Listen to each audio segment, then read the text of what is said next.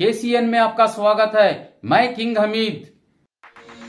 अस्सलामुअलैकुम रहमतुल्लाहि व बरकातुहू। नमस्कार, KCN खबरों में आपका स्वागत है। मैं सबीहा। भारत में मुसलमानों के मौजूदा हालात। आज फारुखिया डीएड कॉलेज उदयगिरी मैसूर 17/9/2023। भारत में मुसलमान सबसे बड़ी अक़लियत होने के बावजूद मुल्क में एक मंसूबे के तहत नाइंसाफ़ी का शिकार हो रही है। जमहूरियत एक सवाल बनकर रह गया है।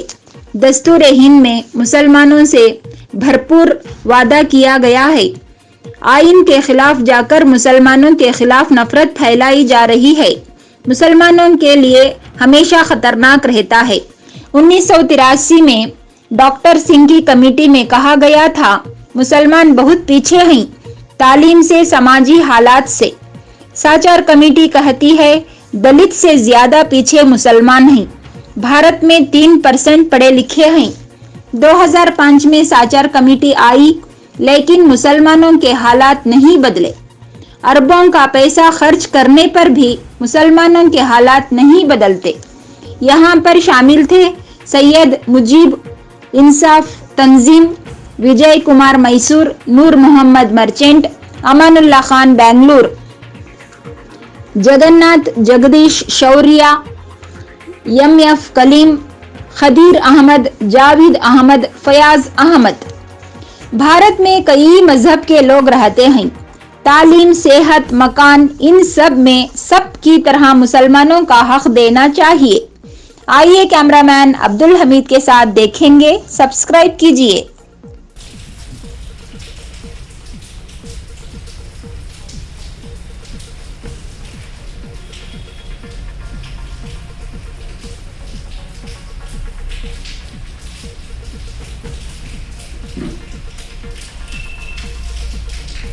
Okay sir.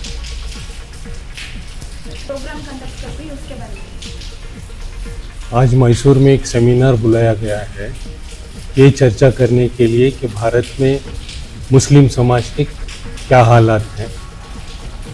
आज मुस्लिम समाज दो बोझ उठाए हुए है। एक ये कि जो संघ परिवार है और उसके ऑर्गेनाइजेशंस हैं और बीजेपी है, ये कैंपेन कर रहा है कि भारत की जो भी तरक्की हो रही है इसका ज़्यादातर हिस्सा मुसलमानों को मिल रहा है। और दूसरा कैंपेन ये हो रहा है कि सारा मुस्लिम समाज एक एंटी नेशनल समाज है। तो हम इन बातों पे आज मैसूर में जमा हुए हैं चर्चा करने के लिए और एक कैंपेन, काउंटर कैंपेन शुरू करने के लिए। हमने देखा कि 1983 में डॉक्टर सिंह की एक कमेटी बनी थी जो मुसलमानों और माइनॉरिटीज़ के जो हालात हैं इस समय भारत में उन पे गौर करने के लिए। उस कमेटी ने भी ये कहा था कि मुस्लिम समाज बहुत पिछड़ा हुआ है समाजी हालात से, तालीम से और दूसरे बहुत सारे चीज़ों से। और उसके बाद जब 2004 में मनमोहन सिंह की सरकार आई और मनमोहन की सरकार को लेफ्ट ने प्रेशराइज किया कि जो मुस्लिम समाज के खिलाफ जो कैंपेन चल रहा है, इस कैंपेन को मीट करने के लिए एक कमेटी बनानी चाहिए। तो फिर सच्चार कमेटी आई और सच्चार कमेटी ने 2006 में एक रिपोर्ट दी और उस रिपोर्ट के तहत ये साबित होता है कि मुस्लिम समाज आज दलितों से भी ज़्यादा पिछड़ा हुआ है। जहाँ तक आप तालीम का सवाल है, से साचार कमेटी ने कहा कि भारत में सिर्फ 3% मुसलमान ही ग्रेजुएट हैं, जबकि जो अपर कास्ट हिंदूज हैं वहाँ के 20% जो लोग हैं वो ग्रेजुएट्स हैं। और जो मुस्लिम का जो एनरोलमेंट हो रहा है स्कूल में वो भारत के एवरेज से बहुत कम है। और दूसरी बात सच्चार कमेटी ने ये कही कि जहाँ तक सरकारी नौकरियों का सवाल है, मुसलमानों को उनकी आबादी के लिहाज से वो नहीं दिया जा रहा है। और सच्चार कमेटी ने ये कहा कि सारे मुस्लिम समाज के जो इस समय 14% उनकी पॉपुलेशन है, सिर्फ 3% ही लोग हैं जो आईएएस में हैं, 1.8% हैं जो आईएफएस में हैं, और जो दूसरे सरकारी कारखानों में हैं वो सिर्फ 5% है। और उसके बाद एक जो कैंपेन चल रहा है कि हर मुसलमान एक टेररिस्ट है, हर मुसलमान एक एंटी नेशनल है, इसके खिलाफ भी एक मुहिम चलानी चाहिए। और आज के जो हालात हैं, अभी अब कर्नाटका में हम देख रहे हैं कि एक स्कूल में एक टीचर ने, बच्चा जब एक सवाल पूछता है तो उससे कहती है कि आपको पाकिस्तान जाना चाहिए। और एक स्कूल में जो यूपी में है, वहाँ पे एक मुसलमान बच्चे को हिंदू बच्चों से पिटाई होती है। तो आप ये नफरत की बीज बो रहे हो। अगर आप भारत के 20 करोड़ मुसलमानों को छोड़कर भारत की तरक्की चाहते हो तो ये हो नहीं सकता। इसीलिए हमने ये तय किया है कि हम ये सेमिनार करेंगे। हम आज जो मुस्लिम समाज के सामने जो प्रॉब्लम्स हैं उसको समझने की कोशिश करेंगे और एक एजिटेशन बनाएंगे। मैसूर में हमने अभी कोई कमेटी नहीं बनाई। बेंगलोर में हमने एक इंसाफ एक कमेटी बनाई है और ये तकरीबन 5 साल से काम कर रही है। हमने पहला ऐसा सेमिनार बेंगलोर में किया था जहां 2000 से ज्यादा लोग शामिल हुए थे, और उसके बाद वहां के जो सारे रेजोल्यूशंस थे उस समय के चीफ मिनिस्टर एस.आर. बोम्मई को दिया था।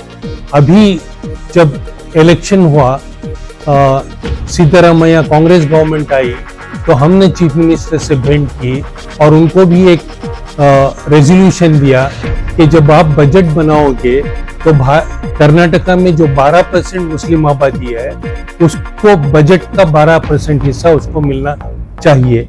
तो ये काम इंसाफ कर रही है।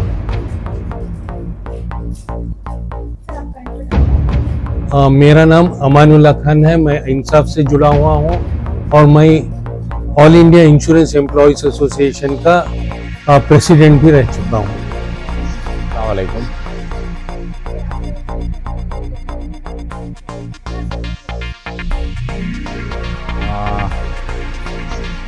ये बहुत अहम और बहुत ज़रूरी है क्योंकि 2005 मार्च में रहमान खान जब सेंट्रल में लोकसभा मेंबर थे तो उस वक्त ये एक सच्चार कमेटी राजेंद्र सच्चार बोलकर जो जस्टिस थे उनके ज़रिए एक सर्वे कराया गया था। वो सर्वे होकर ये करीब 8-10 साल सर्वे होने के बाद में सर्वे की एक बुक निकली है। तकरीबन वो बुक इतनी मोटी है जिसमें कंपैरिजन्स किया गया है कि माइनॉरिटीज़ ओबीसी जितने भी हैं, बैकवर्ड क्लास, उन सबको अगर हम कंपेयर करेंगे तो बिलखुसूस मुसलमानों की हालत क्या है, सोशियली, इकनॉमिकली, एजुकेशनली, हर तरह से जो है ये पूरी तरह पीछे हैं। यहाँ तक कि they are down than SC/ST categories, वो हद तक आकर है जिसे जो है एक स्पेशल कमेटी फॉर्म कर जो है इनको अपलिफ्ट करना बोलकर एक बराबर का एक रेकमेंडेशन बनाया।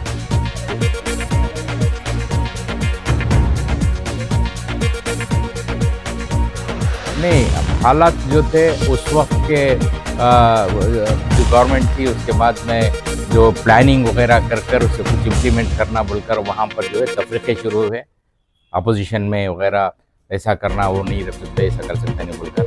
उसके बाद में बीजेपी की गवर्नमेंट आई, तो बीजेपी की गवर्नमेंट आने के बाद में जो है बिलखुसूस माइनॉरिटीज़ के लिए, वो भी मुसलमानों के लिए हालात क्या हैं आप सब जानते हैं। पहले ही वो लोग जो है जो रिजर्वेशन नॉर्मल 4% है उसी को ख़त्म करने की कोशिश कर रहे हो।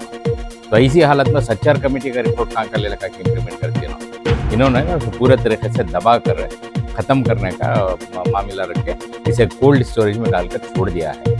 अभी चूँकि सरकार कर्नाटक में बदली है, बिलखुसूस सेकुलर और माइनॉरिटीज़ ओबीसी बैकवर्ड क्लास के वास्ते में काम कर रही है, तो इनके ज़रिए और आइंदा जो हालात 2024 में आने वाले हैं वहाँ पर जो चेंजेस आते हैं, तो अभी से अगर हम लोग कुछ काम करना शुरू करेंगे तो अभी से जो है वो हालात जो फैक्ट है, फैक्ट एंड फिगर सच्चार कमेटी का जो रिपोर्ट है इसको फिर से उजागर कर ताज़ा कर उसके पॉइंट्स वगैरह डालकर और कंसर्न्ड अथॉरिटीज़ को अगर हम रिप्रेजेंटेशन देकर कोशिश करेंगे तो उम्मीद है कि इंशाल्लाह आने वाले दिनों में इसमें कामयाबी होगी, जिसका ये मकसद है कि पूरे ऑर्गेनाइजेशन जब कर रहे हैं इसकी एक कोशिश जारी है।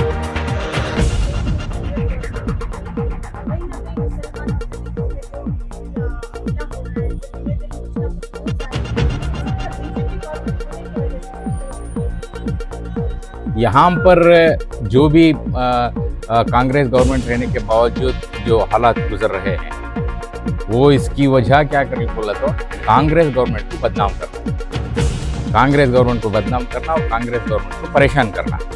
तो इसी वजह से जो है उनको एक ब्लैक लिस्ट में लाने के लिए ये कोशिश हो रही है। लेकिन जहाँ जहाँ भी ये एक्टिविटीज़ चल रहे हैं उस पर पूरी तरह कानूनी कार्रवाई जारी है और हर तरीके से उसके ऊपर कार्रवाई की जाती है।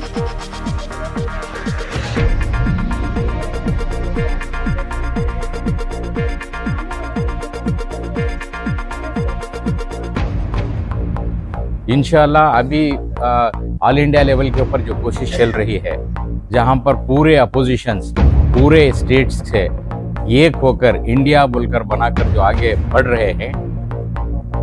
रहे हैं, इनकी एक कोशिश है कि किसी भी तरह जो है इस बार बीजेपी को हराकर इनको उतारें।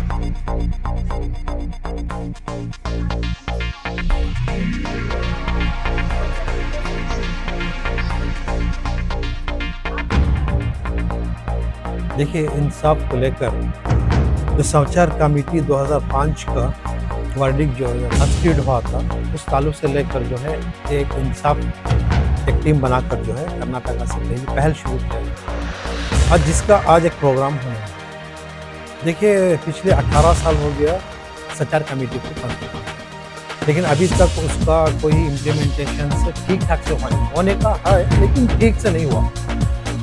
इसके बाद 2005 से 2-3 गवर्नमेंट भी बदल चुके हैं, लेकिन मुसलमानों की हालत जैसे शौकत साहब बता रहे थे कि बैकवर्ड में भी बैकवर्ड था 2005 में। अब 2023 में तो आप अंदाज़ा लगा सकते हैं कि देश क्या है। तो इसलिए समाचार कमेटी को फिर से रीऑर्गेनाइज करोगे कि इम्प्लीमेंट है, और आने वाले इलेक्शन में भी जो है जो बहुत क्रूशियल इलेक्शन है ऑल ओवर इंडिया, इसका जो है फेजिंग और इसका जो ऑब्जर्वेशन ऑल ओवर वर्ल्ड बहुत बड़ा लेकिन मुसलमानों की हालत पीछे का पीछे है। बिलियंस ऑफ ट्रिलियंस ऑफ पैसा खर्च करने के बावजूद भी जो है एक बराबर इम्प्लीमेंटेशन नहीं होता। यूपीए गवर्नमेंट जब थी उस वक्त आया था, लेकिन वो लास्ट लेग था उसका। उसके बाद आने के बाद तो मालूम है डीएनए गवर्नमेंट है, उसमें भी बहुत सारी रुकावटें थी और जितना भी बजट अलोकेटेड हुआ था फिर वापस आया गवर्नमेंट। हमारी यही मांग है कि मुसलमानों की मौजूदा हालत को लेकर जिस तरीके से 2005 में था, अब तो कई गुना बढ़ चुका है। तो यह इनिशिएट क्या है कि उसको और दोबारा देखकर जो है मुसलमानों की हालत को जो है जल्द से जल्द अपडेट करने की मांग है।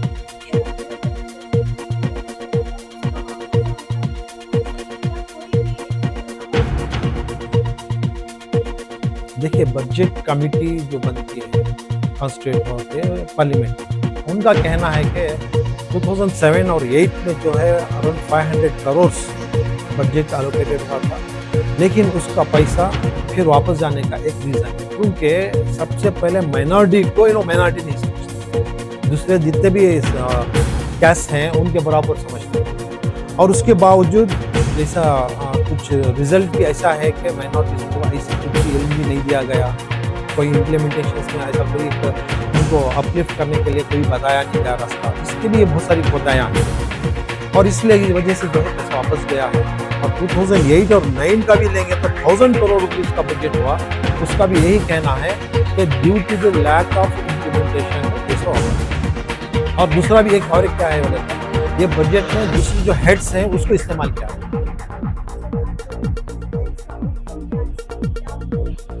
देखिए, ये एक आवाज़ है, एक इंसाफ की आवाज़ और कोशिश भी है। हम उम्मीद करते हैं कि ऑल ओवर इंडिया में जो है ये आवाज़ जो पहल हो चुकी है मैसूर से, इसको जो है तक पार्लियामेंट तक पहुंचे और दूसरे रियासतों में भी जो है इसका आगाज।